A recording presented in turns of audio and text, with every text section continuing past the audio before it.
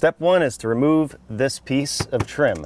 And obviously this is going to be really easy for me to get a pry bar in here and just start prying it away like this.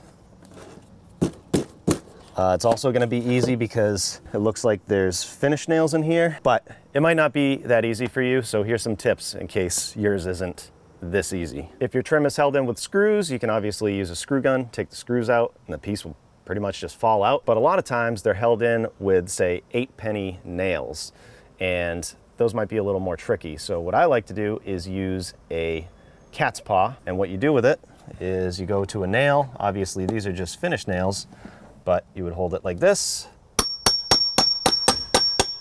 dig right into that trim, and then you could get to the head of the nail and pull it out. Now let's say your trim is in good shape and it's nice and tight all the way around here. It's going to be hard to get a pry bar in here and pry it out. Obviously this is in terrible shape and we're probably going to replace that afterwards, but if it's in good shape, you don't want to just put the pry bar in here and pry it out. So what you can do is take a long screw, like a 3-inch screw, and I'm going to put it right at the top here. And I'm going to go far enough in where I just go into the trim and not into the house. And then I can take a block so we don't mess anything up, and carefully just get that started like that. You can put another one down here. I don't know if it's going to work down here because it's kind of rotted. Try one right here. Use my block carefully. Now we'll start getting the bottom out of there. And then you could even take these and move them down, and then take a block here, use a pry bar or a hammer, and start prying that out, just like that. And then you can even take the claw and pull right out like that. And then you can just continue that process all the way down. Luckily, I don't have to do that, but if you did, that's a good way to do it. Now that I got this started, I should be able to carefully but forcefully pull it out.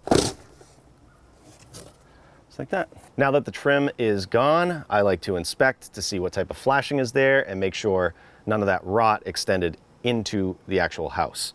And in this case, you see the door. This right here is solid. It's part of the door. There's no entry point for water here. And you can see this piece of metal flashing goes behind that. So if you think about water, the way it runs, if water got in on like the sides of the door or in the top and the water hit it, it would follow this path down here. And this doesn't look great. You would think that this would actually be behind here, but I'm not too worried about it because it looks like this extends back behind the ledger board. And I went along this whole thing and the ledger is nice and solid. And this piece right here is just another piece of flashing for the decking. So you can take your hammer, go along, make sure that's solid back there. And it feels like it is. So I'm not too worried.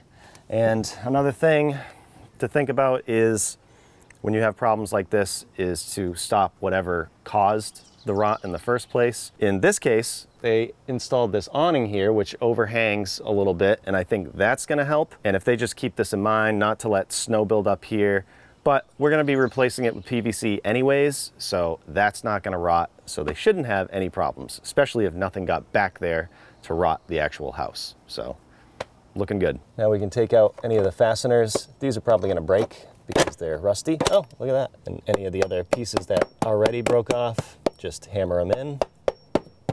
Make sure this is all clear. No obstructions. Some nails right here.